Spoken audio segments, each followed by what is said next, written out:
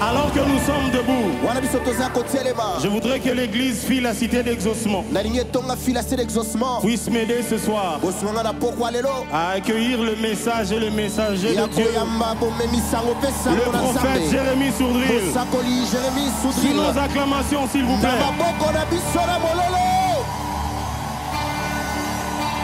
Bienvenue.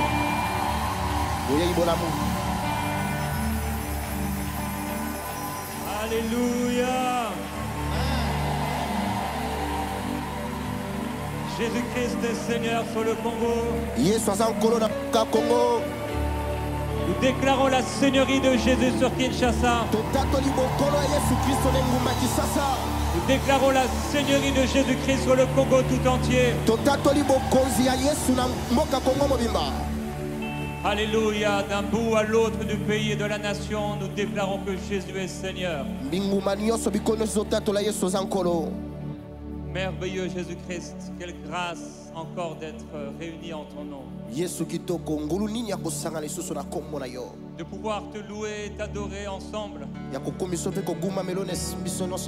Comme les prémices de quelque chose de plus grand au ciel.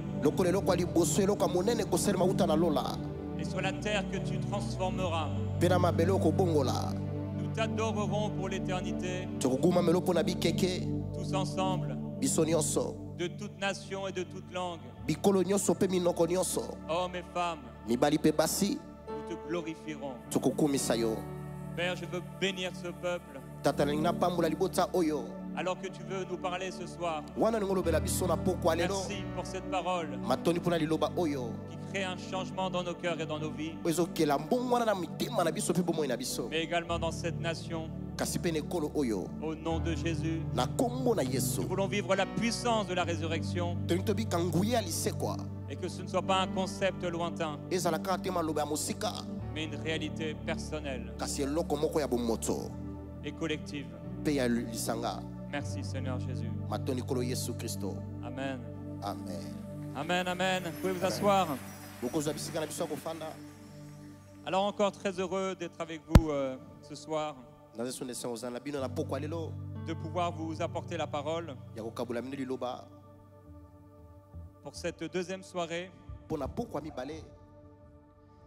Alors,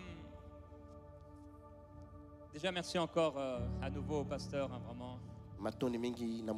Toute l'équipe. Et je pensais tout à l'heure, il y a quelques minutes, de profiter aussi de cette occasion pour bénir tous les pasteurs, tous les serviteurs et servantes de Dieu dans ce pays, non seulement dans l'église, mais dans ce pays. Tous ceux et toutes celles qui sont de véritables serviteurs de Dieu. Que le Seigneur puisse les bénir, les fortifier dans leur ministère. Parce qu'ils font partie également de l'espoir de la nation. À tous ceux qui apportent inlassablement l'évangile de Christ,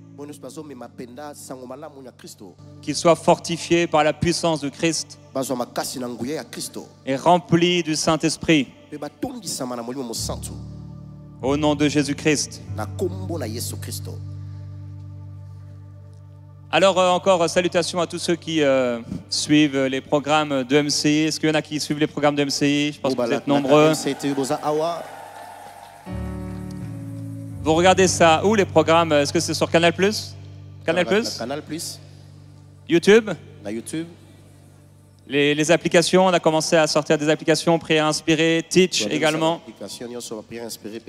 Teach, c'est un super enseignant qui fait cette émission. Il est avec nous au Canada, peut-être un jour il viendra vous visiter.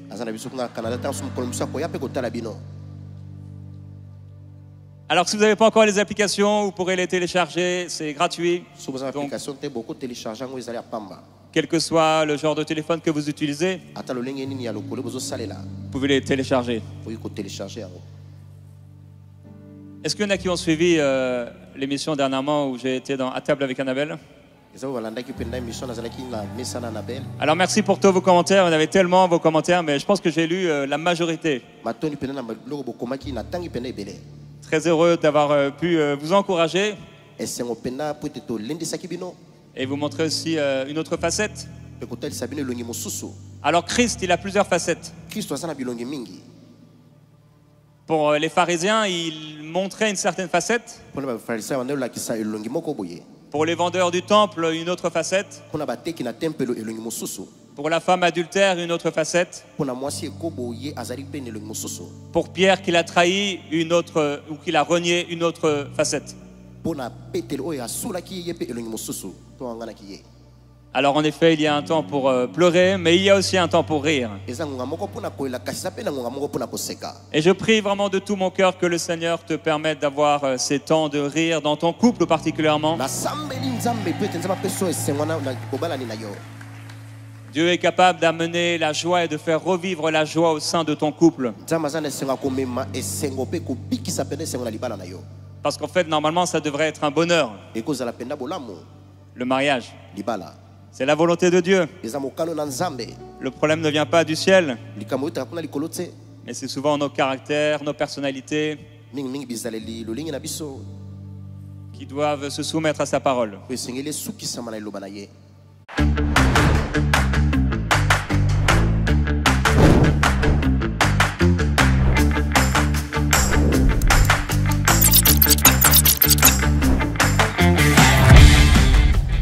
Alors, hier, j'ai partagé avec vous que le Seigneur Jésus a dit à ses disciples qu'il allait les précéder en Galilée. Et l'Esprit nous a amenés dans un message d'encouragement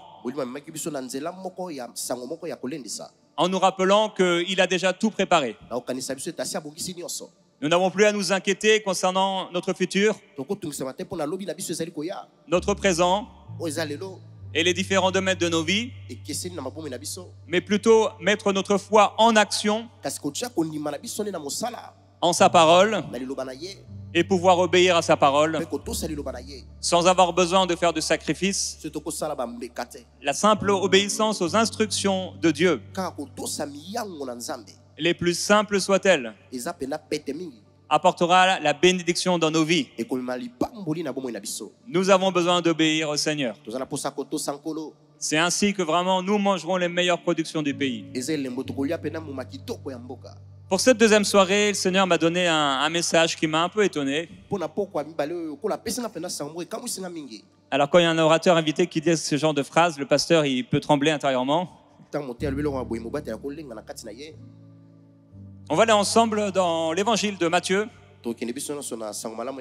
au verset 28.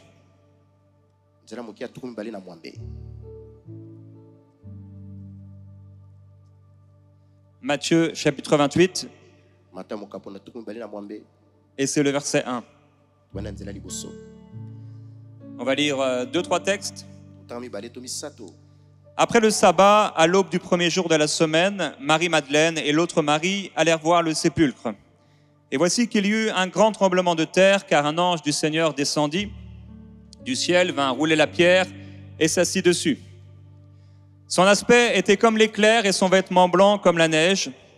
Les gardes tremblèrent de peur et devinrent comme morts. Mais l'ange prit la parole et dit aux femmes, « Pour vous, n'ayez pas peur, car je sais que vous cherchez Jésus, le crucifié. » Il y a différentes facettes. Il n'est pas ici. En effet, il est ressuscité comme il l'avait dit. Venez, voyez l'endroit où il était couché et allez promptement dire à ses disciples qu'il est ressuscité des morts. Il vous précède en Galilée. C'est là que vous le verrez. Voici, je vous l'ai dit. Elles s'éloignèrent promptement du tombeau avec crainte et avec une grande joie. Et elles coururent porter la nouvelle aux disciples.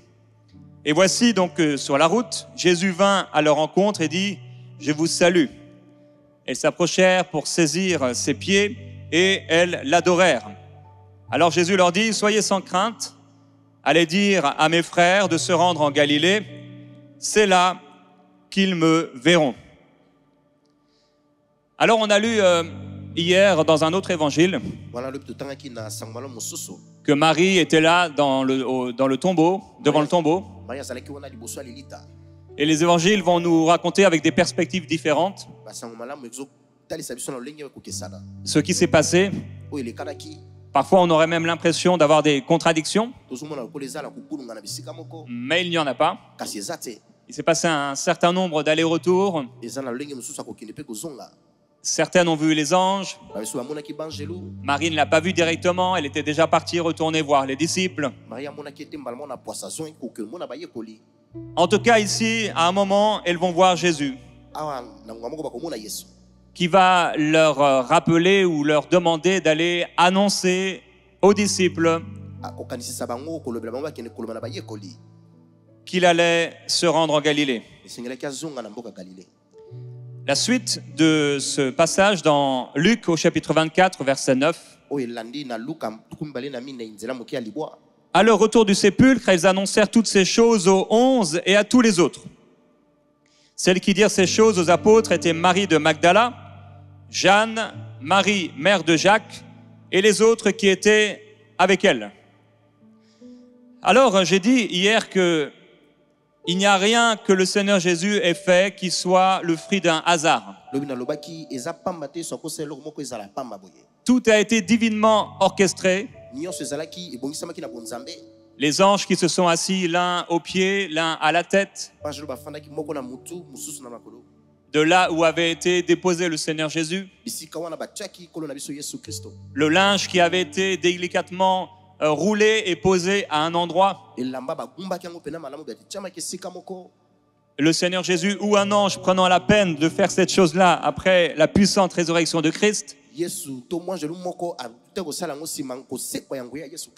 Jésus retrouvant les disciples et leur demandant de jeter le filet du côté droit. Alors que ce n'était pas un paquebot, c'était une simple petite barque. Mais il est important d'obéir aux instructions de Jésus. Même si elles nous paraissent peu importantes. Parce que c'est ainsi que nous pourrons avoir du succès. Alors j'ai dit hier que l'une des puissances de la résurrection de Christ,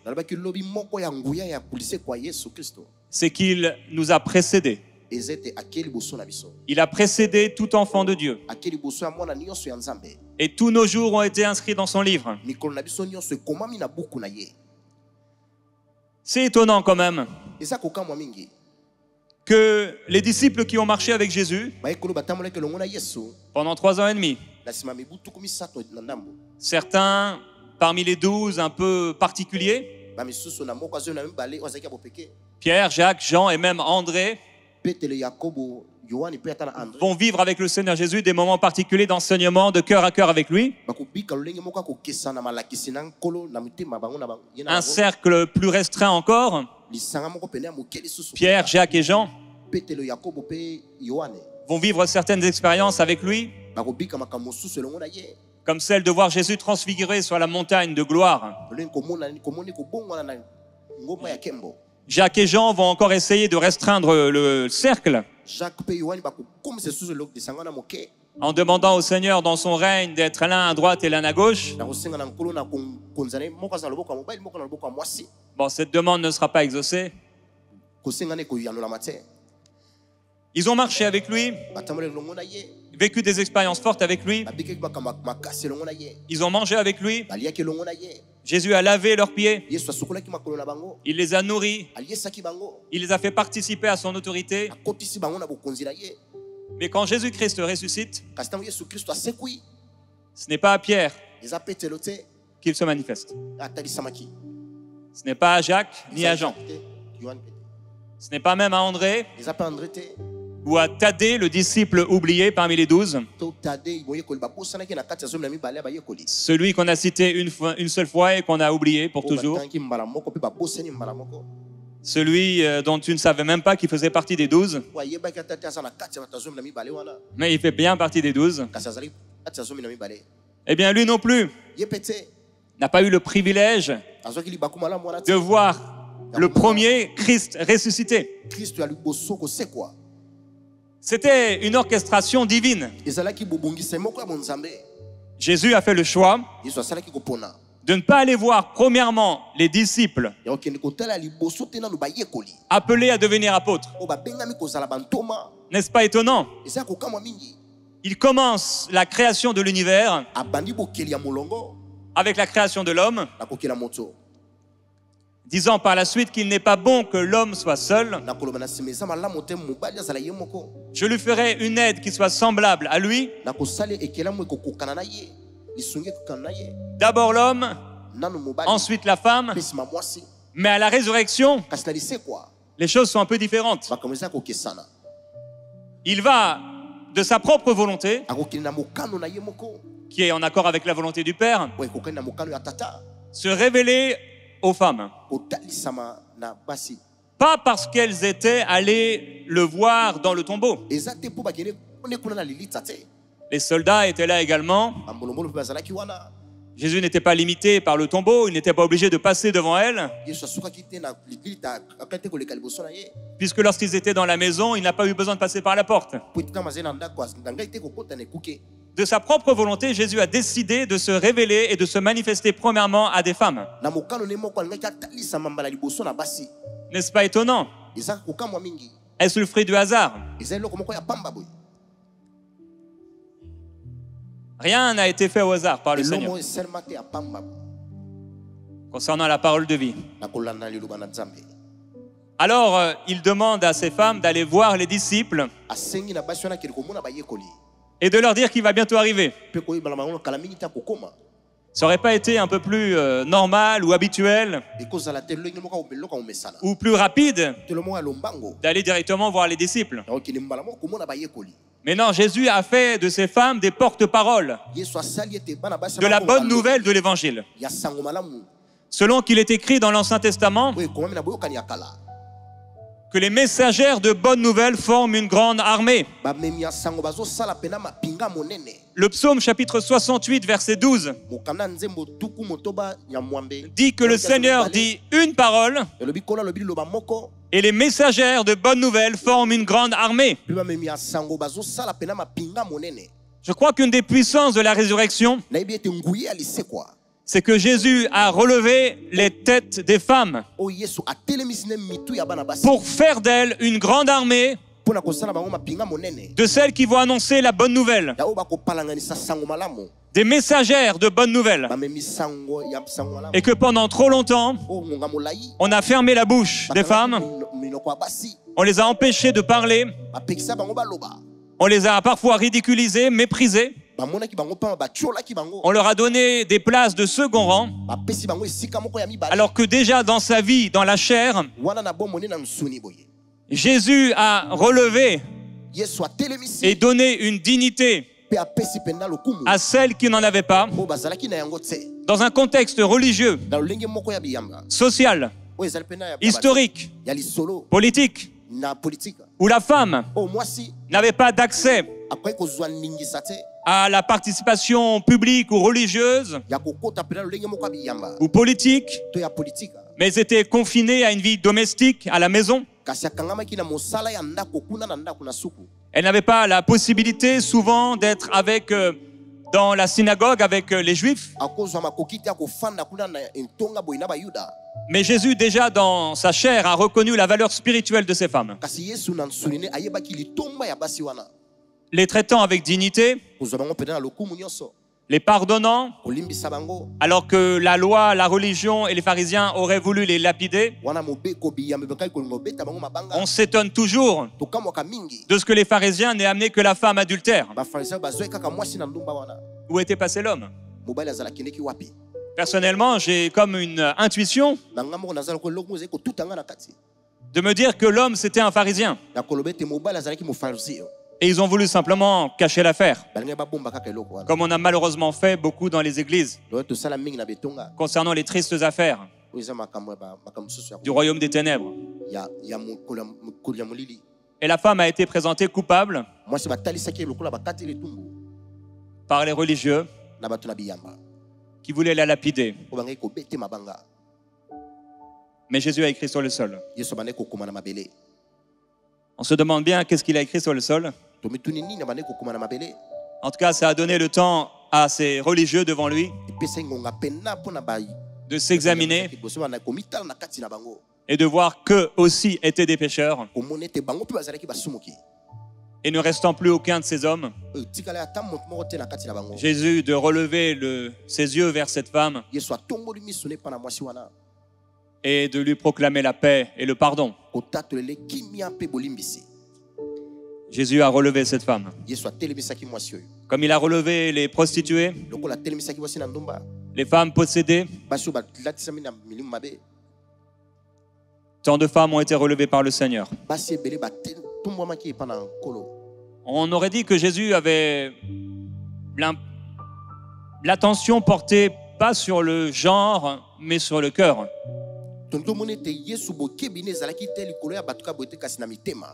Comme si déjà dans son ministère terrestre, Jésus était en train de montrer un certain chemin. Pour nous aujourd'hui, ça ne nous choque pas. Mais quand le Fils de Dieu lui-même est descendu sur la terre, acceptant de s'incarner dans le ventre d'une femme,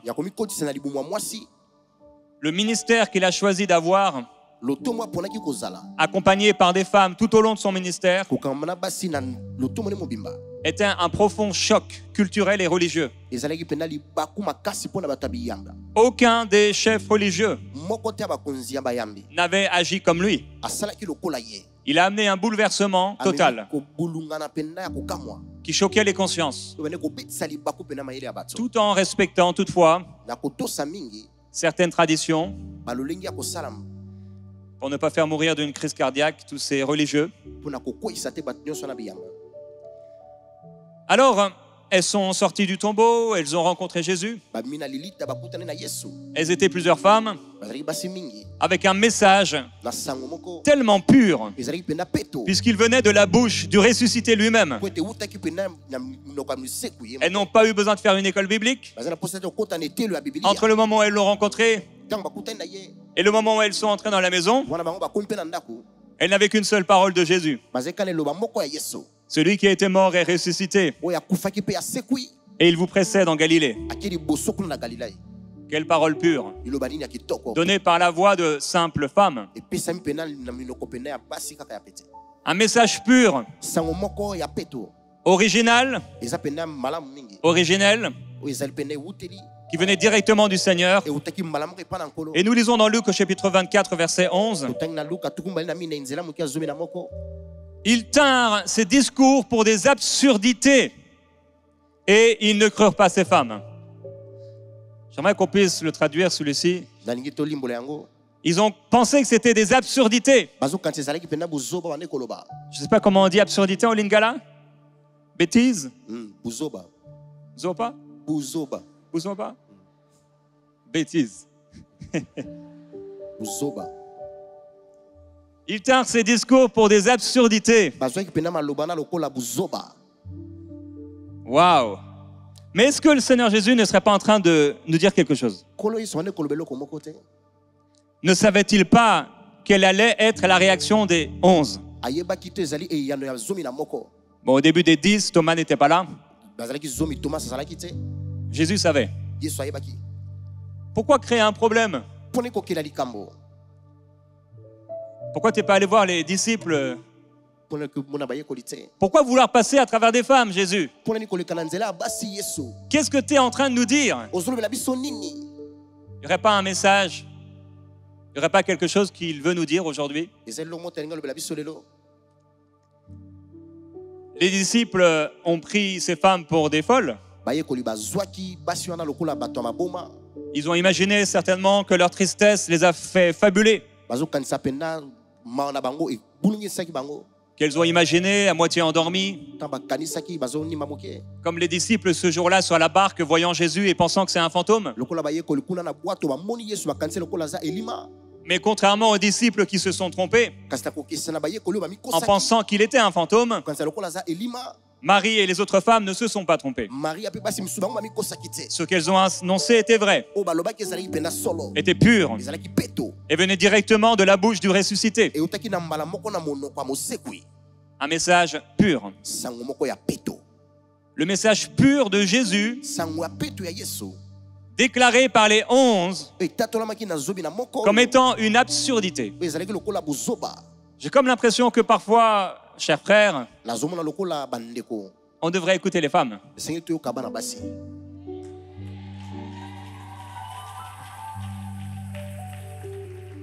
C'était un cri plutôt aigu.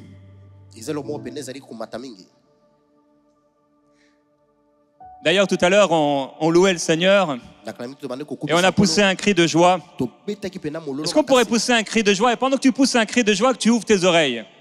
Poussons un cri de joie.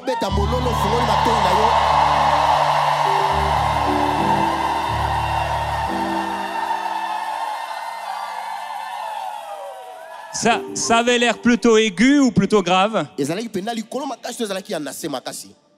Aigu ou grave? C'était aigu. Est-ce que Jésus savait-il pas que ça allait être aigu? Ne savait-il pas qu'on retrouverait dans une certaine génération plus de femmes que d'hommes dans beaucoup d'églises? N'avait-il pas un plan? Non seulement pour les hommes, mais pour les femmes. Je crois que la résurrection est la libération des femmes.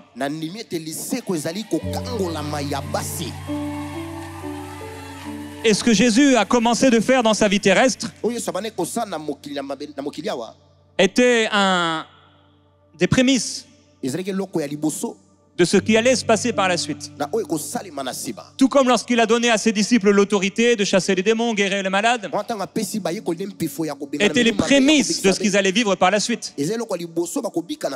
Et les guérisons et les choses que Jésus faisait, la manière dont il exerçait le ministère, étaient les prémices de ce qui allait arriver. Quand il a commencé à guérir les malades le premier jour, on a dit il a dit lui-même que les Écritures qui disaient que par ces meurtrissures nous sommes guéris, que ce qu'Ésaïe avait prophétisé était accompli. Pas à la croix, mais déjà accompli dans la chair de Jésus. Alors la vie terrestre du Seigneur Jésus était en train de démontrer la parfaite volonté du Père pour la suite. Mais la résurrection a donné une force frappante à la volonté du Père. Ils ont cru que ces femmes étaient des folles. Et il est écrit, ils ne crurent pas ces femmes. Je pense que parfois on devrait croire nos femmes. Dans Actes chapitre 12, verset 12. Acte 12, 12. Après avoir réfléchi, il se dirigea vers la maison de Marie, mère de Jean, surnommée Marc, où beaucoup de personnes étaient réunies et priaient. C'est intéressant de remarquer que la maison de cette femme était devenue une maison de prière. C'est là que les gens allaient prier. Il frappa à la porte du vestibule, donc c'est après que Pierre ait été relâché surnaturellement par cet ange. Et une servante nommée Rhode s'approcha pour écouter. Elle reconnut la voix de Pierre et dans sa joie, au lieu d'ouvrir, il courut annoncer que Pierre était devant la porte. Verset 15. Ils lui dirent, « Tu es folle. » Mais elle affirma que la chose était ainsi. Et ils dirent, « C'est son ange. » Cependant, Pierre continuait à frapper. Ils ouvrirent et furent étonnés de le voir. Pierre était et vivait comme une forme de résurrection. Quelques heures plus tard, il aurait dû mourir. Mais un ange du ciel vient ouvrir les portes de la prison et l'en fait sortir. Il entre dans cette maison, dans la maison de cette femme. La servante le voit. En tout cas, elle entend sa voix. Et elle annonce aussi que c'est lui. Les disciples étaient en train de prier exactement pour cette chose. Mais quand la chose arrive, ils pensent qu'elle est folle. Est-ce que ça t'est déjà arrivé de prier pour quelque chose sans jamais t'attendre à cette chose? Ça, c'est la foi intellectuelle. Ou plutôt, c'est l'espérance que Dieu fera peut-être quelque chose. Mais ce n'est pas la foi de Dieu. Car la véritable foi n'a jamais d'échec. Selon ce que Jésus a dit.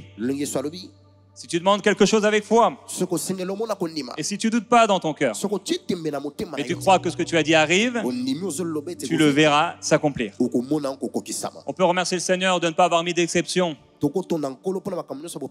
On aurait dû étudier une longue liste d'exceptions. Mais la foi n'échoue jamais. Alors ils n'ont pas cru les femmes qui disaient que Jésus était ressuscité.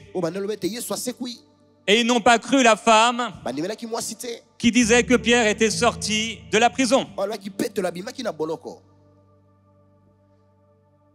Et dans le livre de Nombres, il y a un moment des filles. Elles s'appellent Makla, Noah, Ogla, Milka et Tirtsa. Elles vont s'approcher devant Moïse parce que leur père est mort et n'a pas laissé d'héritage. Et au verset 5 du chapitre 27 de Nombres, après avoir demandé possession parmi les frères d'un héritage, Moïse porta leur cause devant l'Éternel. Et l'Éternel dit à Moïse: les filles de Tselopad ont raison. Les filles de Tselopad ont raison. C'est comme si j'entends la voix du Seigneur dire prophétiquement que Marie de Magdala a raison, que l'autre Marie a raison, que la servante Rhodes a raison. C'est comme si le Seigneur était en train de nous dire, parfois, je ne dis pas que c'est toujours, mais les femmes ont raison. Pendant que les hommes ont tort. Parfois, l'homme a tort. Et c'est la femme qui a raison. Ces femmes vont amener un tel bouleversement que Moïse va devoir rechercher la face du Seigneur et entendre sa voix. Et à cause de leur demande, Dieu lui-même va ordonner à Moïse d'établir une nouvelle loi. Le Seigneur va dire: tu leur donneras en héritage une possession parmi les frères de leur père. C'est à elles que tu feras passer l'héritage de leur père. Tu transmettras ces instructions aux Israélites. Lorsqu'un homme mourra sans laisser de fils, vous ferez passer son héritage à sa fille. Les choses ont été bouleversées. La loi a été bouleversée, Moïse a été bouleversé, le peuple a été bouleversé. La demande de ces femmes a changé les choses. Parce que ces femmes refusaient de mourir sans héritage et de continuer de vivre sans héritage, sans possession. Je crois qu'il y a trop de femmes encore au milieu de nous dans l'église qui continuent de vivre sans héritage et sans possession, alors qu'ils ont reçu la puissance du Saint-Esprit pour faire d'elles des témoins de Christ dans leur génération. Ma sœur, j'aimerais te dire que tu as raison de demander l'héritage du Seigneur. Tu as raison de demander la possession de l'Esprit et des dons du Saint-Esprit que Dieu n'a pas réservés aux hommes. Comme nous allons le voir. Le Seigneur dit une parole et les messagères de bonne nouvelle forment une grande armée. Il a donné un avant-goût avec Anne qui était dans le temple, une prophétesse. Le ministère de prophète dans le livre d'Éphésiens et dans la hiérarchie divine et organisationnelle au-dessus de celui du pasteur, de l'enseignant, de l'évangéliste. Anne, en tout cas, était une prophétesse. Elle a reconnu le Messie. Qu'a-t-elle fait?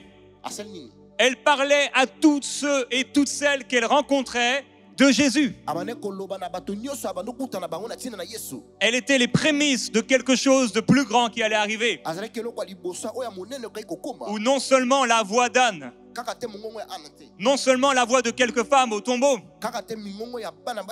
non seulement la voix d'une servante dans une maison, mais la voix d'une multitude de femmes sur toute la terre s'élèverait pour annoncer la gloire du Seigneur Jésus-Christ ressuscité. Alors parfois, il est dangereux pour l'homme de ne pas écouter la femme.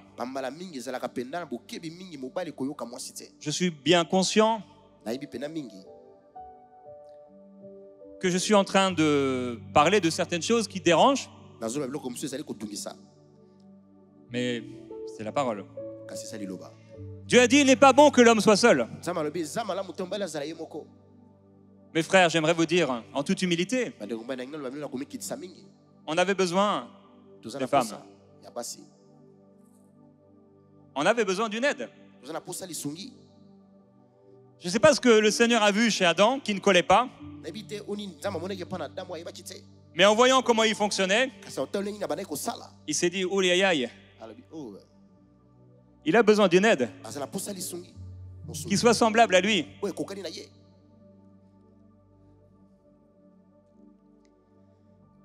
Il n'est pas bon que l'homme soit seul. En fait, nous vivons aujourd'hui dans nos cultures évangéliques, ecclésiastiques, la conséquence de ce qui s'est passé il y a des milliers d'années dans un certain jardin d'Éden avec une femme qui s'appelait Ève et qui était censée être une aide. Beaucoup ont dit, parmi les femmes, qu'elles allaient avoir des comptes à régler avec Ève au ciel. Mais cela n'arrivera pas. Depuis ce qui s'est passé, même les apôtres vont le dire. Le péché, il est entré dans le monde par une femme. Et c'est comme si aujourd'hui, il y a comme un joug sur les femmes. L'erreur d'Ève a posé un grand problème aux femmes du monde entier.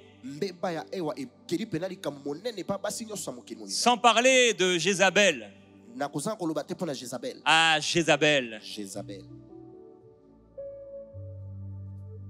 On a l'impression que Jézabel est partout. Il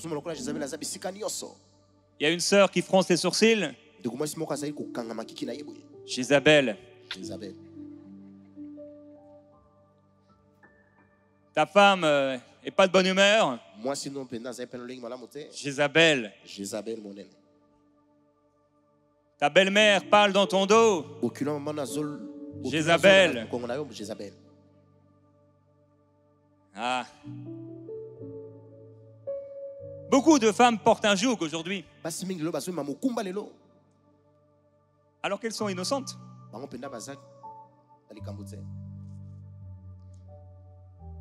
Mais avec les Ève et les Jézabel, on oublie parfois les Esther et les Déborah. Déborah qui s'est levée pour faire justice. Elle s'est levée comme une mère. Parce qu'il y a une puissance chez une mère. Il y a une force chez une mère. Elle serait prête à donner sa vie pour l'enfant qu'elle a enfanté.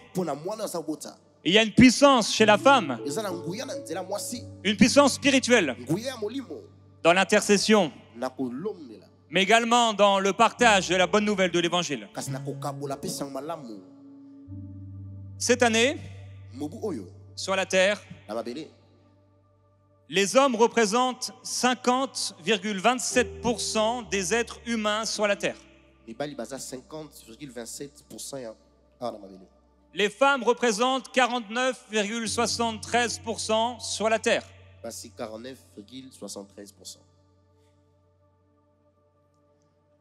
C'est comme un équilibre parfait. Puisque pour 101 hommes,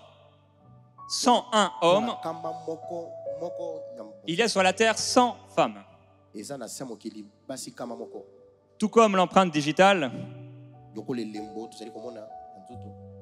C'est la sagesse de Dieu. La sagesse extraordinaire de Dieu. Tu ne sais pas si l'enfant que tu vas avoir est un homme ou une femme,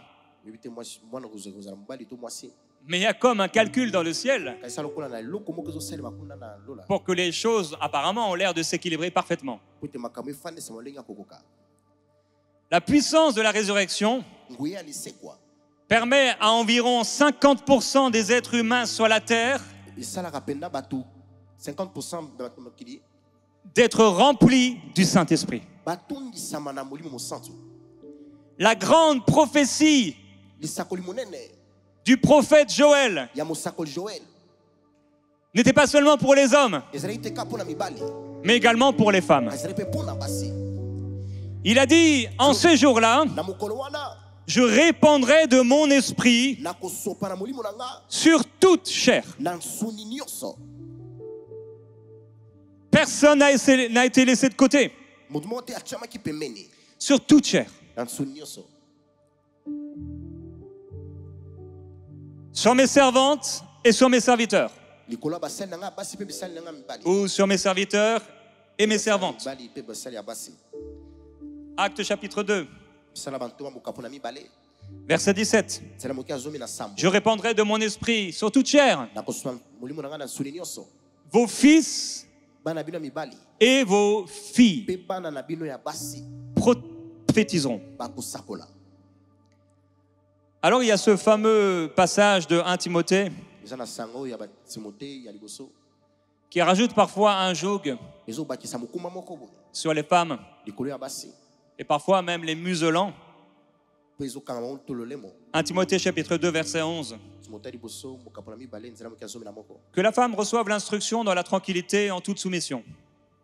Je ne permets pas à la femme d'enseigner ni de prendre l'autorité sur l'homme, mais qu'elle demeure dans la tranquillité. Car Adam a été formé le premier, Ève ensuite. Et Adam n'a pas été séduit, mais la femme séduite est tombée dans la transgression. Alors ce fameux passage a fait couler beaucoup d'encre. Et il y a deux interprétations. Une interprétation purement littérale et restrictive qui dit que sur toute la terre et dans toutes les générations, aucune femme ne peut enseigner d'une quelconque manière. Aucune femme ne peut avoir une autorité spirituelle dans l'Église. Selon cette interprétation, Paul a établi une règle générale pour toutes les générations. Et pour toutes les églises de tous les temps. Dans cette première interprétation, enseigner est particulièrement vu comme la forme d'enseigner la doctrine et la théologie, qui, selon eux, est réservée aux hommes. Pour cette première interprétation, prendre l'autorité sur l'homme, c'est interprété comme le fait d'exercer une fonction de leadership spirituel sur des hommes dans le contexte de l'Église. Si on prend cette première interprétation littérale, et c'est une possibilité, on peut aussi prendre de manière littérale, lorsque Jésus nous dit d'arracher nos yeux ou de couper nos mains, s'ils sont pour nous une occasion de chute. Bien sûr, nous ne pouvons pas prendre toujours de manière littérale ce que le Seigneur Jésus a dit, mais bien souvent, nous devons le faire. La deuxième interprétation possible est une interprétation contextuelle et spécifique et qui serait une restriction liée à une situation particulière à Éphèse concernant une manière spécifique d'enseigner et d'exercer l'autorité. Selon cette interprétation, Timothée, qui était pasteur, a rencontré certains problèmes à Éphèse. Et il aurait pu avoir des femmes qui n'étaient pas instruites ou qui étaient influencées par de fausses doctrines et qui perturbaient l'ordre établi. en prenant une autorité qui n'était pas la leur. Enseigner pourrait donc à ce moment-là se référer à un enseignement informel, ou plutôt dans le cadre d'un culte structuré. Certains donc voient que la femme ne peut pas enseigner la parole. D'autres pensent que la femme peut enseigner la parole, mais en demeurant et en respectant la soumission. Plusieurs passages du Nouveau Testament mentionnent des femmes qui prophétisent, qui enseignent publiquement, on va le voir.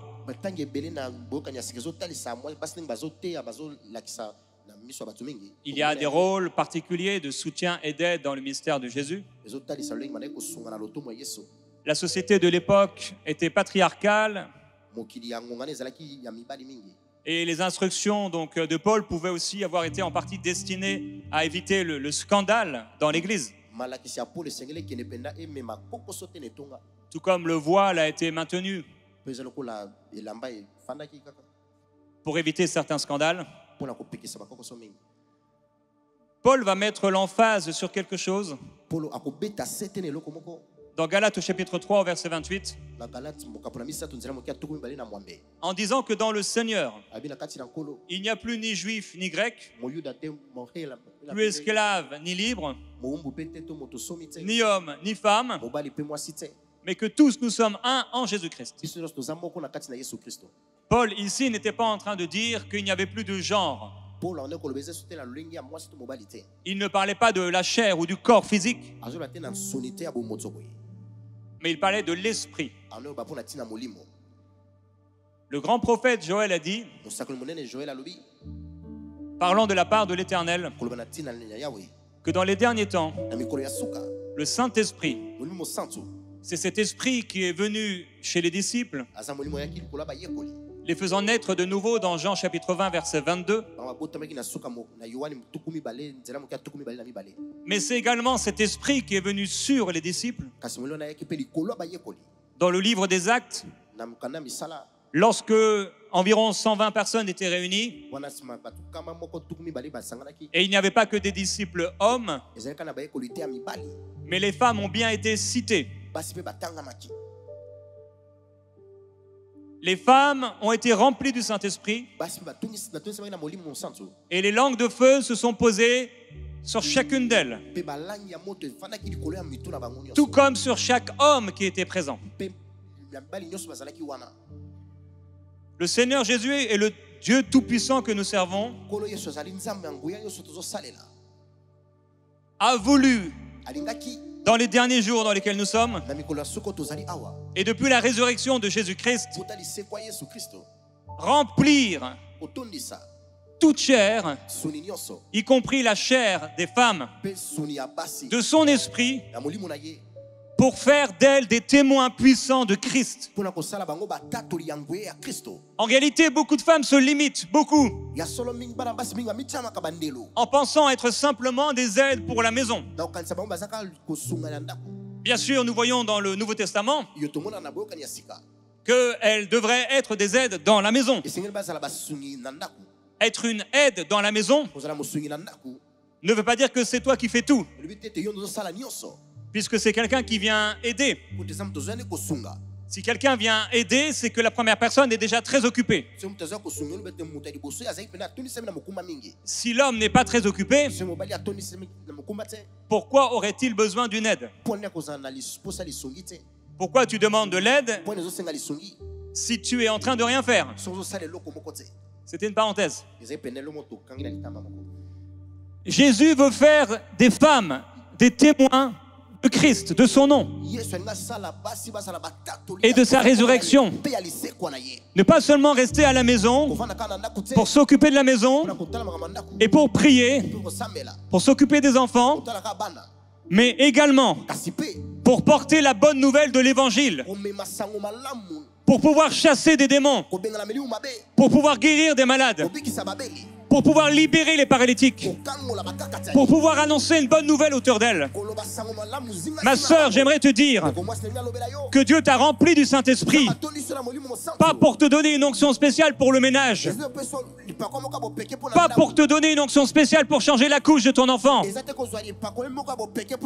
mais l'onction que tu as reçue du même esprit, peut-être que ton mari a reçu, ou que ton pasteur a reçu. C'est la même onction pour faire des miracles. C'est la même onction pour libérer la parole de connaissance. C'est la même onction pour libérer la prophétie. C'est la même onction pour libérer et marcher dans les dons de guérison et d'opérer des miracles.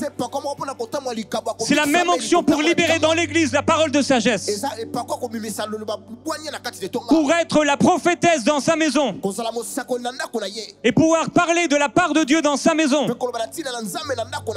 Avec l'instruction de Dieu qu'il donne aux hommes et aux femmes, sans faire de distinction spirituelle. Comme le disait le pasteur Marcelo, c'est qui j'ai été il y a quelques mois, et qui est venu chez nous au centre MCI, à la Pentecôte l'année dernière. À la Pentecôte, il n'y avait pas des flammes de feu qui étaient roses ou d'autres qui étaient bleues. C'était la même flamme de feu pour tous et toutes. Elles n'ont pas été laissées de côté. Elles n'ont pas été laissées de côté. Est-ce que Jésus n'est pas en train de nous dire quelque chose en apparaissant d'abord à des femmes? Est-ce qu'il n'était pas en train de faire appel à cette parole d'Ésaïe qui dit que les messagères forment une grande armée? Ou à cette parole qu'on trouve également dans les psaumes? Je crois que ce passage qui a fait beaucoup discuter ne dit pas que la femme ne devrait pas enseigner la parole de Dieu. Parce qu'en fait, on aurait beaucoup à discuter ensemble de ce qu'est un enseignement.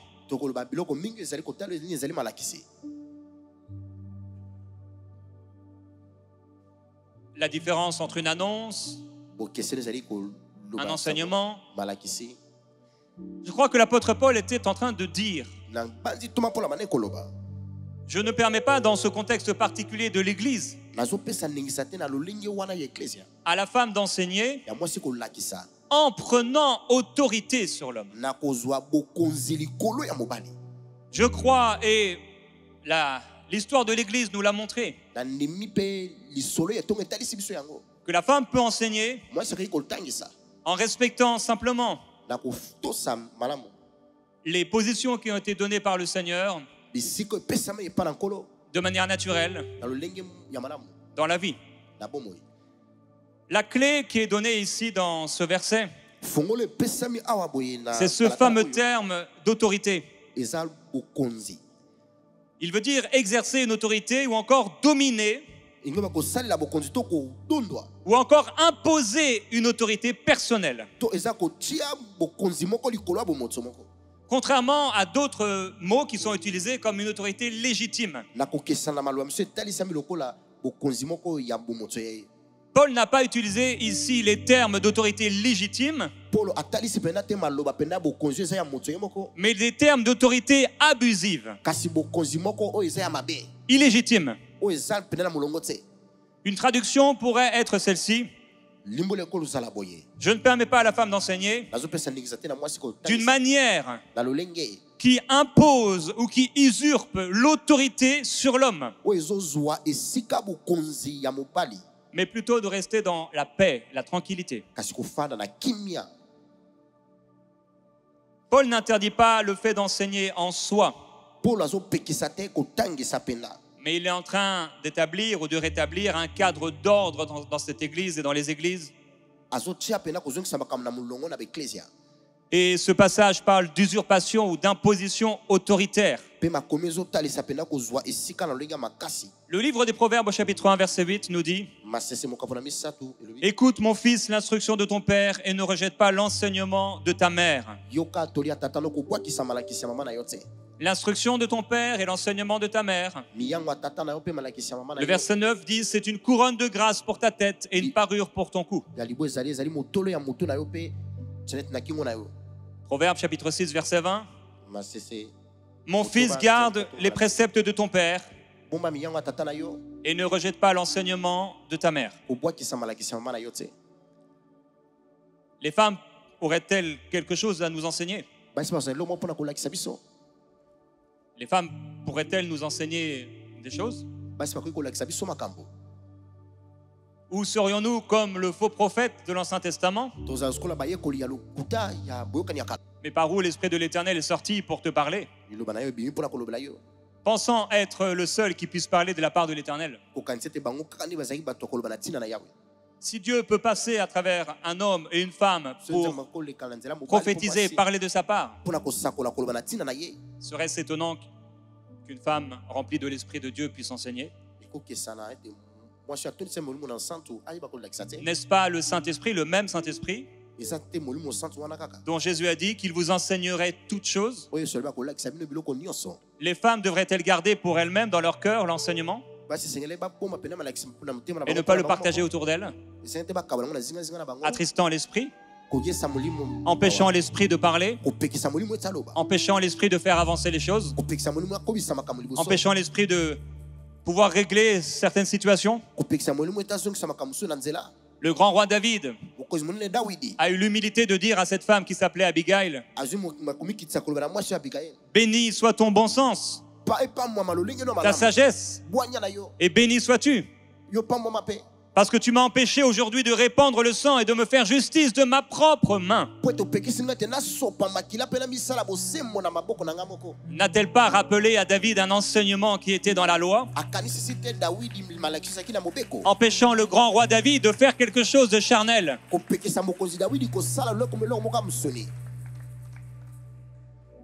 Dieu avait prévu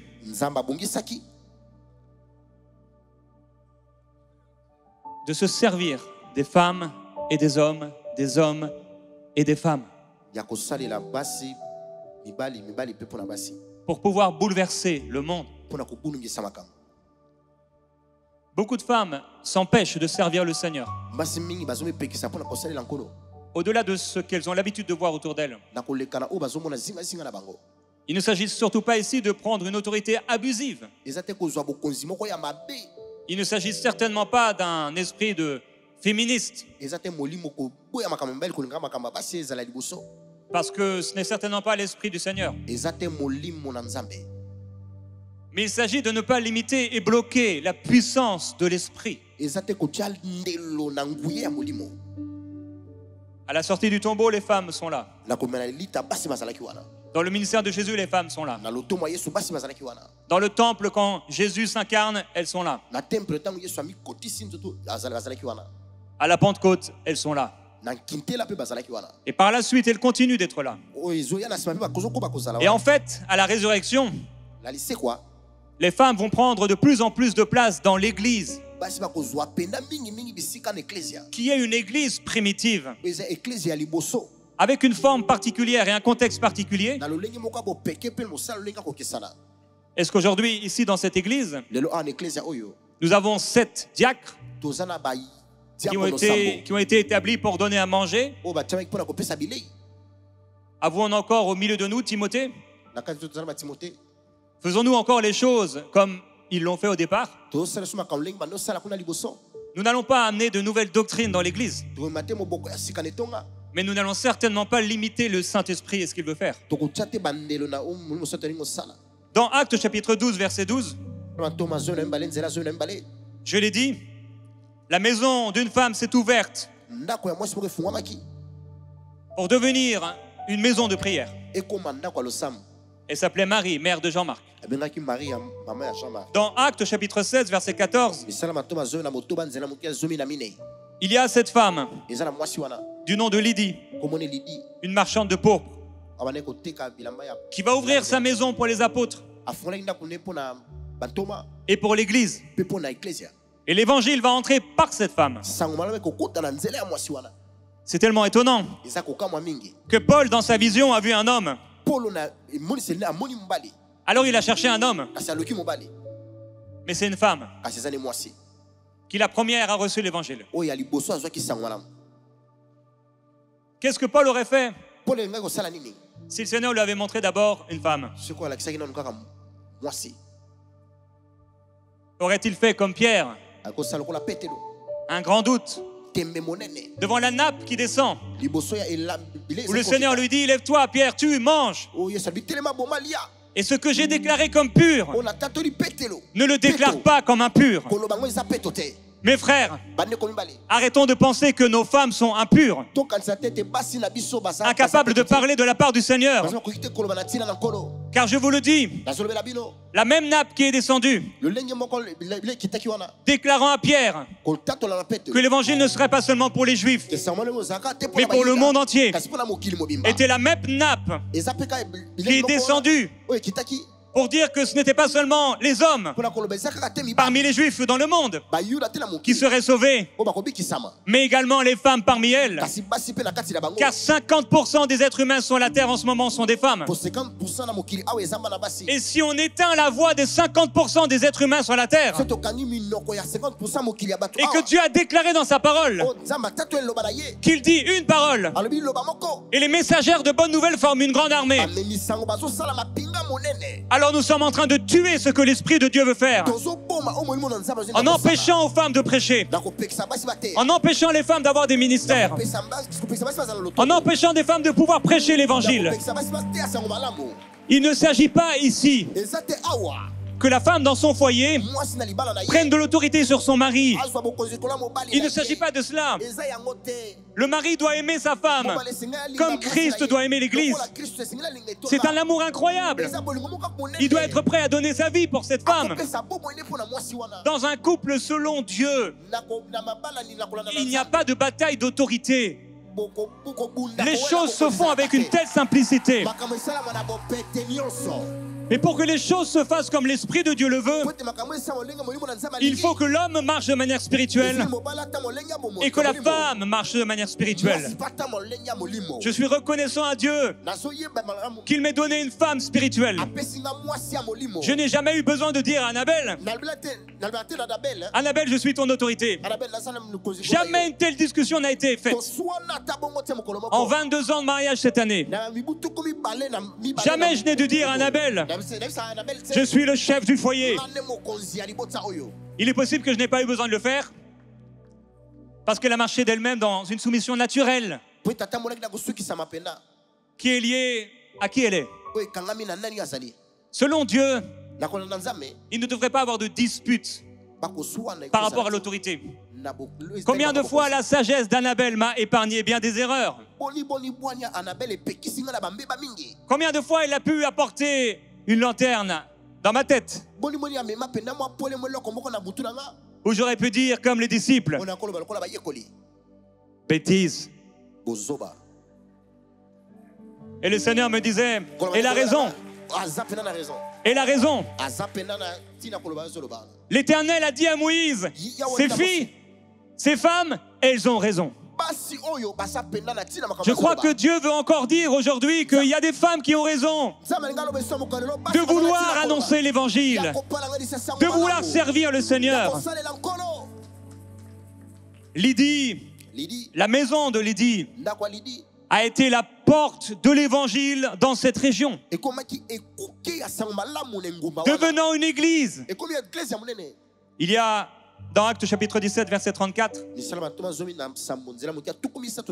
une autre femme. Quelques-uns néanmoins s'attachèrent à lui et crurent, parmi eux Denis l'Aréopagite, une femme du nom de Damaris et d'autres encore. Voilà une femme grecque à Athènes qui va se convertir après le discours de Paul. Elle s'appelait Damaris. Damaris a reçu l'évangile. Lydie a reçu l'évangile. Va-t-on dire à Damaris et à Lydie de rester cloisonnés dans leur maison sous un voile, comme le font certains religieux, empêchant le Saint-Esprit qui brûle à l'intérieur d'elle de pouvoir prêcher l'évangile? Ne les empêchez pas. Jésus a dit à ses disciples, quand il a vu les disciples empêcher les enfants de venir, il était indigné. Je crois que parfois le Seigneur Jésus est indigné de l'attitude de certains hommes dans l'église qui rejettent les femmes comme s'ils étaient des êtres de second rang. Mais le Seigneur Jésus dit, à la résurrection des morts, ce ne sera plus une question d'hommes et de femmes qui se marient les uns avec les autres, mais ils seront comme les anges dans les cieux. Ce que nous allons vivre a déjà commencé. L'Esprit de Dieu n'a pas fait de différence. Les langues de feu pour se poser seulement sur les hommes. Nous avons pensé, lorsqu'ils ont cru qu'ils étaient ivres, quand ils étaient en train de parler en d'autres langues, quand beaucoup d'entre eux étaient en train d'exercer directement le don de parler diverses sortes de langues, qu'il y avait seulement les 11 qui étaient là, et le 12e qui avait été rajouté, il y avait des femmes. Et elles aussi paraissaient être ivres. Elles aussi étaient remplies du Saint-Esprit. Elles aussi parlaient en d'autres langues. Et elles aussi ont été utilisées par le Seigneur pour être des témoins de Christ, de la résurrection du Seigneur dans leur génération. Dans Actes chapitre 18, au verset 2, l'apôtre Paul va rencontrer un couple, un homme qui s'appelle Aquilas et sa femme qui s'appelle Priscille, ou selon vos traductions, Prisca. On va la retrouver également alors qu'il a habité chez eux pendant un temps, au verset 18. Ensuite, il prit congé des frères, s'embarqua pour la Syrie avec Prisca et Aquilas. Au verset 26 également, il se mit à parler ouvertement. Alors, ça va être intéressant de voir que ce couple va être un couple très proche de l'apôtre Paul. On les présente par Aquilas et Prisca au verset 2 et 3. Mais au verset 18, on les présente maintenant comme Prisca et Aquilas. Est-ce une erreur? Dans vos traductions même, vous avez au verset 26 encore Prisca et Aquilas. En réalité ici, c'est plutôt l'inverse. C'est vraiment Aquilas qui est dit en premier. Il y a un homme de Dieu dans les Actes des Apôtres.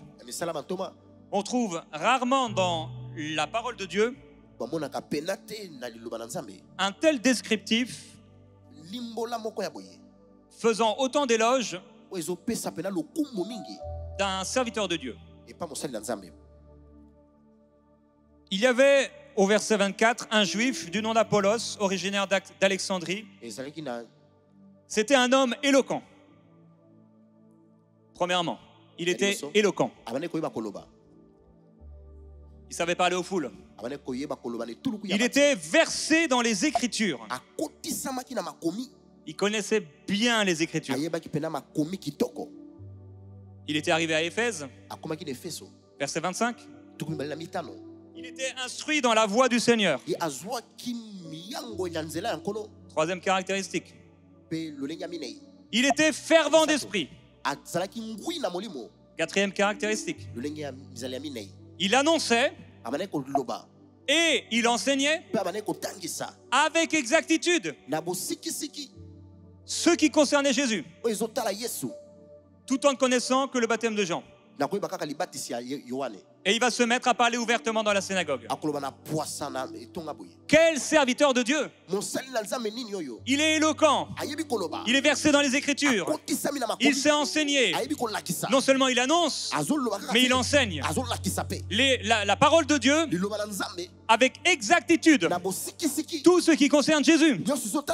Mais voilà qu'il y a un couple qui était proche de l'apôtre Paul. Quand tu as un proche d'un homme comme ça, ça va se déverser.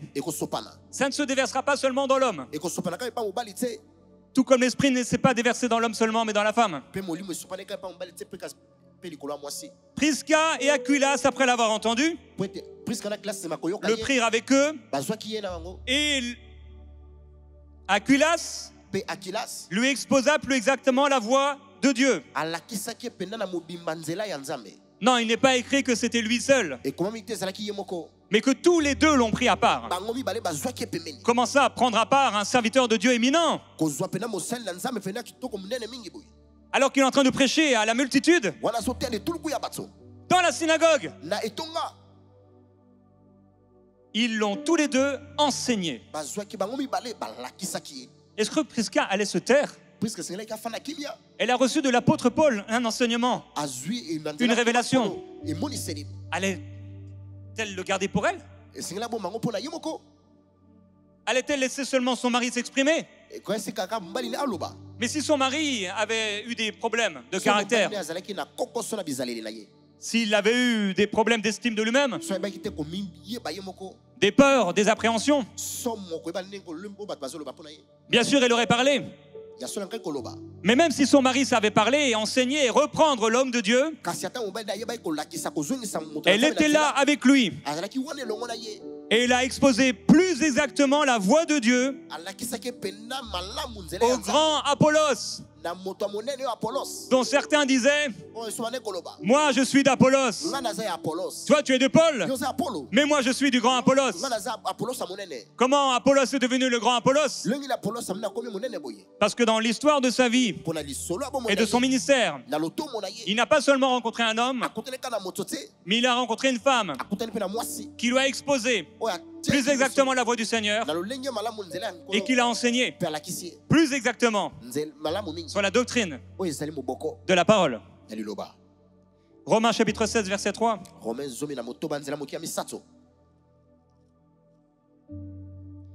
C'est pour ça que j'étais étonné quand le Seigneur m'a dit de prêcher ceci. Mais il n'est pas question de ce qu'on veut faire, mais de ce qu'il veut faire et dire. Romains 16 verset 3. Saluez Prisca et Aquilas, mes compagnons d'œuvre. Prisca et Aquilas. L'apôtre Paul est un homme extrêmement éduqué. Luc qui a écrit les Actes, Paul, le livre aux Romains, ils savent très bien que dans la loi, un iota a sa place. Si lorsque il réécrivait la loi, le Pentateuque, et ce n'était pas comme aujourd'hui avec l'intelligence artificielle, qui pendant que je suis en train de parler, donne une transcription sur YouTube de mes mots. C'était très laborieux. S'ils arrivaient à la dernière phrase et qu'ils faisaient une erreur, ils recommençaient tout. Parce qu'ils connaissaient l'importance de la lettre. Jésus connaissait l'importance de la lettre. Il a voulu qu'à la sortie du tombeau, s'y retrouver et aller voir des femmes. Paul a salué d'abord Prisca et ensuite Aquilas. Il n'a pas dit saluez Aquilas, mon compagnon d'œuvre, et Prisca, son épouse. Il n'a pas fait de différence. Aucune entre deux. Parce que lorsqu'un couple marche dans l'esprit, il n'y a plus d'histoire d'un combat d'autorité. Mais les choses se font naturellement. L'homme aime sa femme et son épouse se soumet naturellement à cet homme qu'il aime. Il est difficile pour une femme de se soumettre à un homme violent. Tout comme il peut être difficile à un homme d'aimer une femme caractérielle, qui est comme la gouttière d'un toit qui fuit. 1 Corinthiens chapitre 16, verset 19. Les églises d'Asie vous saluent. Aquilas et Priscille, avec l'église qui est dans leur maison, vous saluent bien dans le Seigneur. Ils avaient une église dans leur maison. Et je peux vous assurer que Prisca n'avait pas la bouche fermée. Elle enseignait. Alors il est évident qu'elle enseignait des femmes particulièrement, puisque le Nouveau Testament nous le montre. Les femmes âgées devaient enseigner les jeunes femmes à être de bonnes épouses. C'est là, mes frères, que vous auriez dû dire Amen. Vous m'écoutez plus parce que vous êtes fâchés. À la maison, vous allez mettre les points sur les i et dire, mais c'est parce qu'il est blanc, il est né en France, il est venu apporter sa culture. J'avance.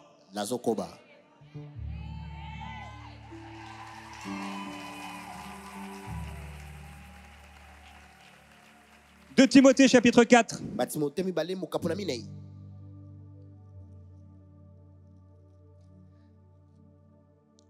Verset 19.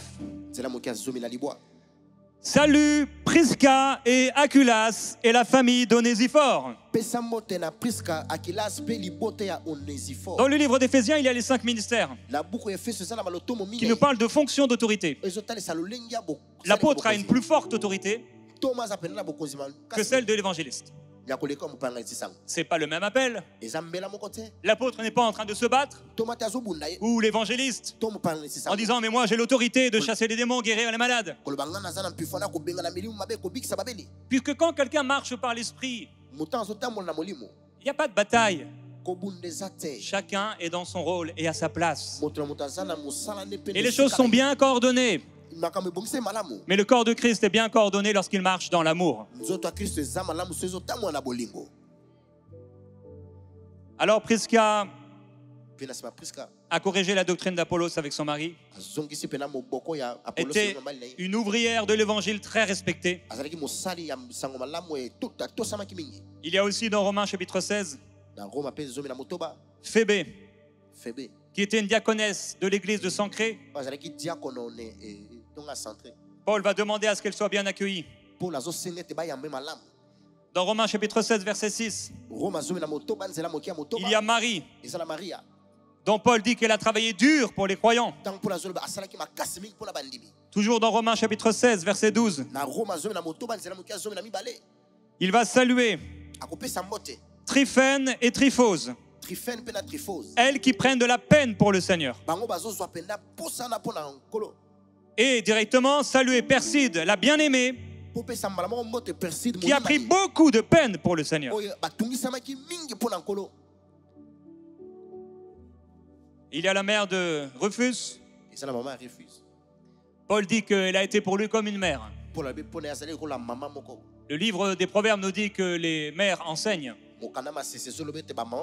Est-ce que les mamans vont arrêter d'enseigner à 18 ans, à 16 ans ou à 12 ans? N'ont-elles pas encore des choses à nous enseigner avec leurs cheveux blancs? Dans 2 Timothée chapitre 1 verset 5, on trouve encore ici une autre femme. Il y a aussi Loïs et Eunice, grand-mère et mère de Timothée. Mais ça continue avec la lettre aux Philippiens. Il y a Évodie et Syntyche. Paul dit, ce sont des femmes qui ont combattu à mes côtés pour l'évangile. Dans le livre de Tite et dans l'épître de 2 Jean, cet épître qui a été écrit et il paraît comme une évidence à une femme. 2 Jean chapitre 1 verset 1. L'ancien à Kyria, l'élu et à ses enfants que j'aime dans la vérité. Et au verset 5. Et maintenant ce que je te demande, Kyria, c'est que nous nous aimions les uns les autres. Alors certains ont pensé qu'il s'agissait là d'une église, mais théologiquement c'est quand même moins probable. Et beaucoup plus probable que Jean ait écrit à une chrétienne influente et à ses enfants spirituels dans sa maison, soulignant son hospitalité et son service, son rôle dans l'église. Jean va utiliser le singulier féminin direct tout au long de sa lettre. Je te demande, tes enfants, tout son style d'écriture va montrer qu'il s'adresse vraiment à une femme. Et la majorité des exégètes anciens et modernes penchent pour le fait que c'était une femme en effet.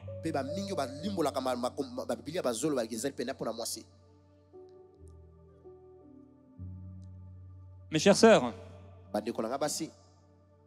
vous avez été appelés par le Seigneur à prêcher l'évangile. Lorsque le Seigneur Jésus a dit aux disciples d'attendre la promesse, parce que l'Esprit de Dieu viendrait sur eux et que cet Esprit ferait d'eux des témoins. Dieu veut faire de vous, chères sœurs, des témoins. Il y a des femmes que nous, les hommes, nous ne pourrons pas toucher.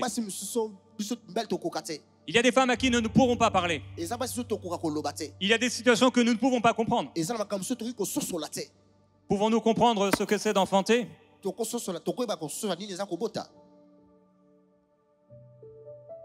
Chères sœurs, en amenant une sœur, une femme, 2 femmes, 5 femmes, 10 personnes à Christ, en faisant d'eux de véritables disciples du Seigneur, en les formant à marcher avec Christ, tu auras réussi ta vie. Quand tu auras gagné des âmes. C'est pourquoi, mes chères sœurs, puisque l'opportunité m'est donnée de pouvoir prêcher ici à Kinshasa, mais également cette plateforme étant une porte ouverte pour toute cette nation, le Congo,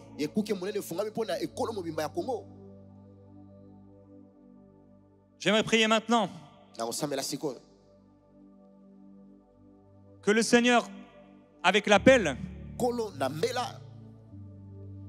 puisse donner à ses chères sœurs cette humilité, ce respect, cette soumission selon le Seigneur, le caractère de Christ, la pensée de Christ, la douceur de Jésus, pour pouvoir prêcher l'évangile, servir Dieu et ne pas être comme certaines oisives, à aller de maison en maison, étant bavardes et indiscrètes, mais plutôt à diriger leur maison. Oui, Paul a dit à diriger leur maison. Père, aujourd'hui, tu es venu nous dire et nous rappeler que l'une des puissances de la résurrection, c'était de remplir 50% des êtres humains du Saint-Esprit, tout comme les autres 50%. C'était de lever des hommes, mais également des femmes, à devenir une grande armée. Père, je prie que là où il y avait eu des chaînes, là où on a emmuselé la voix des femmes dans cette nation, dans les églises, dans les maisons, que tu puisses par ton esprit ramener ta volonté parfaite, parce que tu savais très bien pourquoi tu as fait les choses que tu as faites, et tu veux encore aujourd'hui élever des Aimé, des Heidi Baker, des femmes de réveil. Seigneur, Fais-le encore. Les femmes que tu pourras utiliser.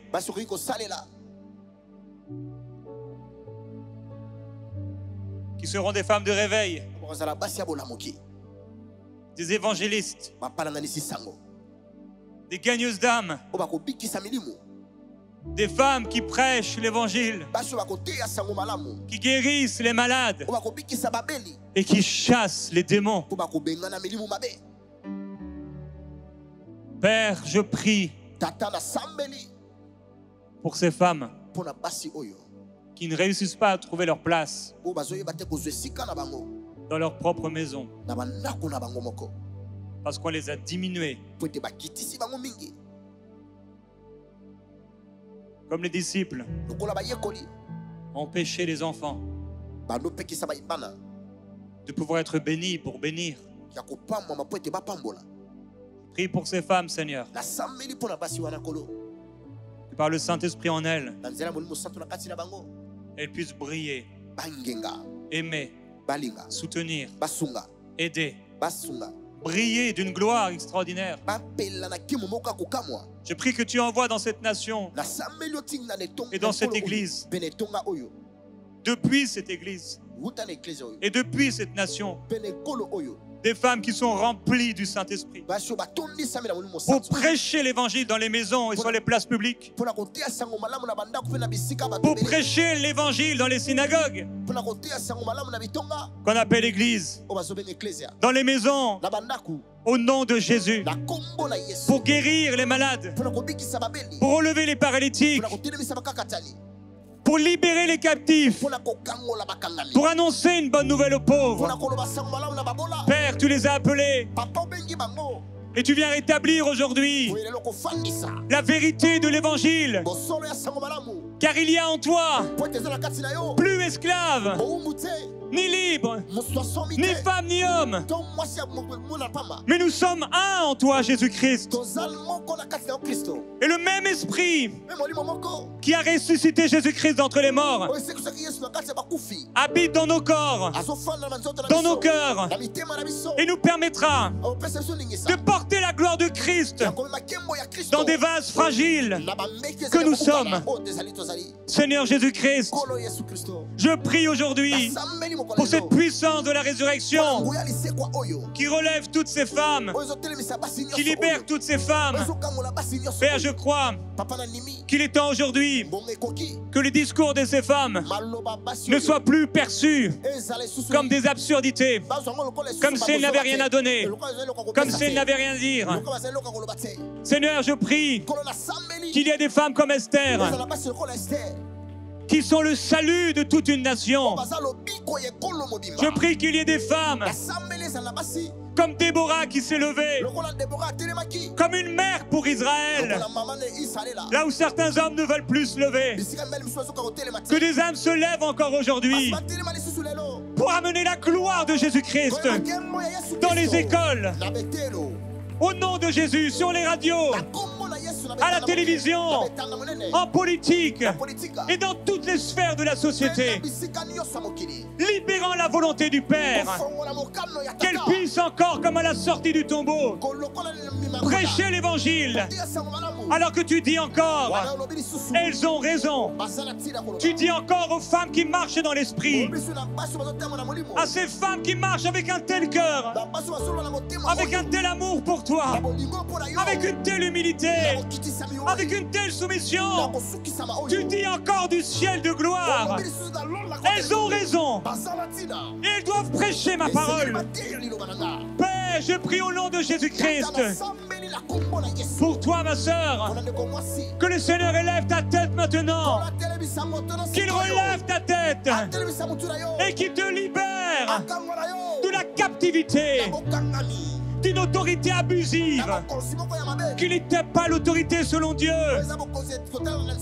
l'autorité de ces hommes religieux qui ont pris la parole comme une arme pour violer leurs épouses, l'autorité religieuse qui a été prise pour faire des femmes des esclaves, l'autorité religieuse et satanique qui a fait des femmes des esclaves et des êtres être de second rang. Alors que Père, tu les as remplis du Saint-Esprit à la Pentecôte. Et tu as fait d'elles des témoins.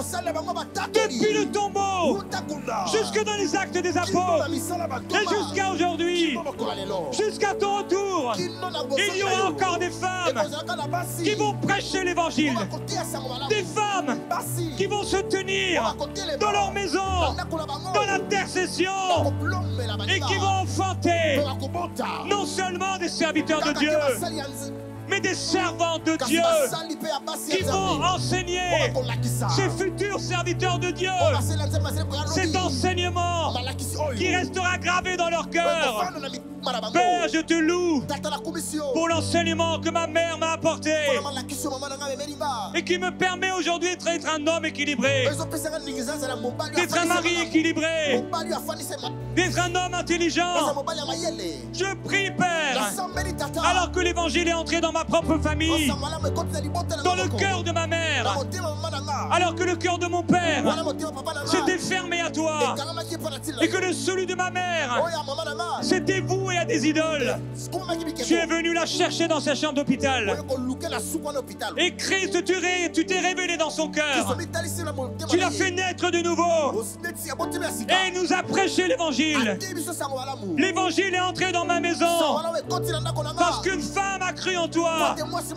Père, que de la même manière, l'évangile rentre dans les maisons.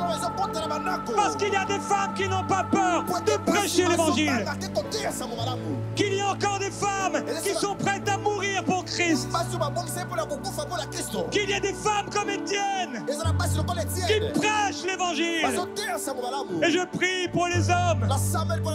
Je prie pour les maris dans cet amour pour leur épouse, qu'ils puissent discerner, reconnaître, s'humilier, marcher humblement, car ta parole nous appelle à nous soumettre les uns aux autres. Je prie pour des hommes qui soient humbles et qui puissent s'élever leurs femmes, qui puissent prier pour leurs femmes, qui puissent soutenir leurs femmes, qui puissent envoyer leurs femmes, donner à leurs femmes tous les outils, tous les dons, tout ce qui leur sera nécessaire pour apporter la parole de la vie au monde entier. Aujourd'hui déjà, tu veux utiliser des femmes comme des servantes dans cette nation. Père, je prie que des ministères féminins se lèvent. Je prie que des femmes se lèvent dans cette génération. Je prie qu'elles se retrouvent et qu'elles se prêchent, qu'elles s'enseignent, qu'elles s'exhortent, qu'elles prient les unes pour les autres, qu'elles s'encouragent non seulement à être de bonnes mères, non seulement à être de bonnes épouses, mais à être de bonnes témoins de l'évangile, à savoir comment guérir les malades, à savoir comment apporter la bonne nouvelle de l'évangile, à savoir comment chasser les démons. Seigneur, les démons ne voient ni homme ni femme. Ils voient des esprits, et plus que des esprits, un nom, un seul nom par lequel nous sommes devenus tous un seul esprit avec toi. Il n'y a pas d'autre nom que toi.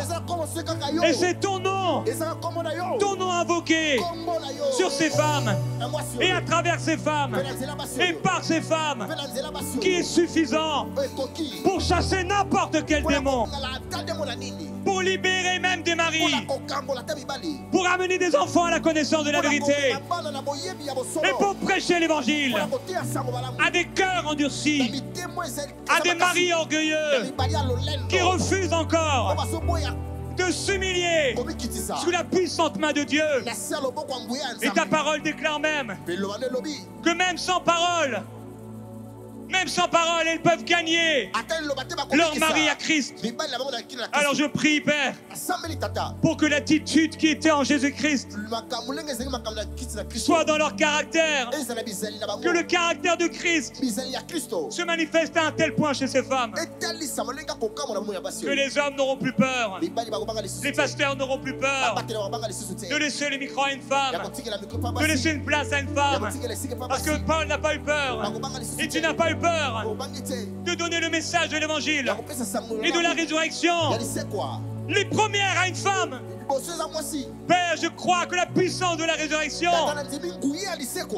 comprenait également des femmes pour être utilisées par toi pour prêcher l'évangile de gloire et pour être accompagnées par des signes, des prodiges et des miracles.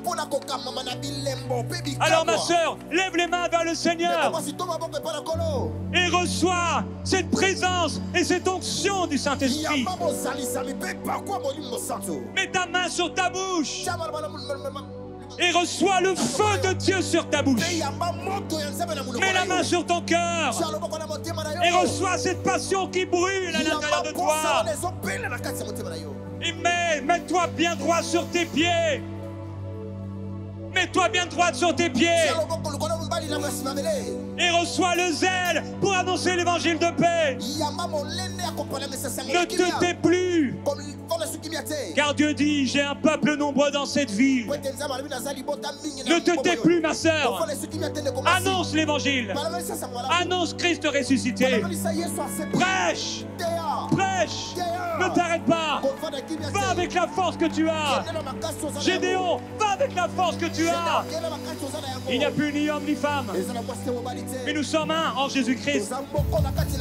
Que l'équilibre de Dieu, la pensée de Dieu à l'origine des temps, puisse venir dans l'église, dans nos familles et dans nos couples.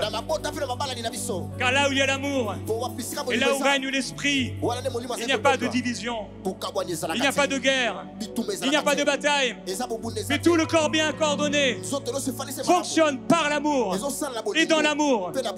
Et l'amour réussit toujours. La foi, l'espérance et l'amour. Mais la plus grande, c'est l'amour.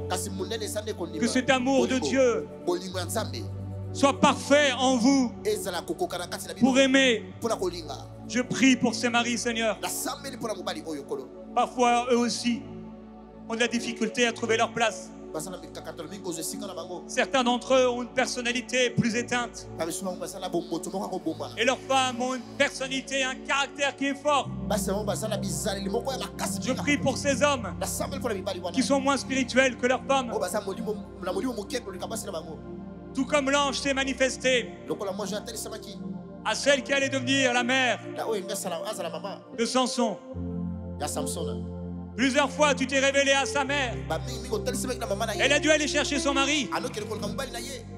Son mari n'a rien vu. Son mari n'a même pas compris. Quand le feu est venu, il a eu peur. Mais sa femme l'a enseigné. Et lui a dit, si Dieu avait voulu nous tuer, il ne nous aurait pas montré cela. Père, je prie pour ces hommes qui jusqu'à aujourd'hui ont été moins spirituels que leurs femmes. C'est leurs femmes qui prient. C'est leurs femmes qui encouragent. Elles font un double travail. Je prie pour ces chers frères que le feu de l'esprit remplisse leur cœur. Que l'audace leur soit donnée. Que l'autorité puisse marcher dans une autorité pleine et entière. Au nom de Jésus. Père, travaille avec ta parole dans nos cœurs pour accomplir ta volonté. Que nous puissions marcher tous ensemble dans l'amour, sans nous batailler l'un avec l'autre, mais main dans la main, comme Prisca et Aquilas, comme Aglas et Prisca, main dans la main, avec toi, te servant. Oui, la corde à trois fils, La corde à 3 fils ne seront pas facilement. Si tu es au milieu de nous, Seigneur, chacun prendra sa place. Chacun prendra sa forme. Chacun marchera dans son appel. Et chacun marchera dans la puissance de l'Esprit pour accomplir ta volonté parfaite. Père, j'appelle cette puissance de la résurrection chez mes frères et mes sœurs pour être des témoins de Christ. Père, qu'il y ait une multitude de femmes qui soient gagnées à Christ dans les prochaines années. Qu'il y ait une multitude d'hommes qui avaient le cœur endurci et qui se tournent vers toi en voyant la beauté et la gloire de l'Église. La beauté et la gloire de ces couples qui marchent selon l'Esprit. Les familles qui marchent selon l'Esprit. Que cela attire, que cela interroge, que cela interpelle et que cela fasse tomber à genoux et publier que tu es leur Dieu. Je te glorifie, Seigneur, et je te bénis. Amen. Amen.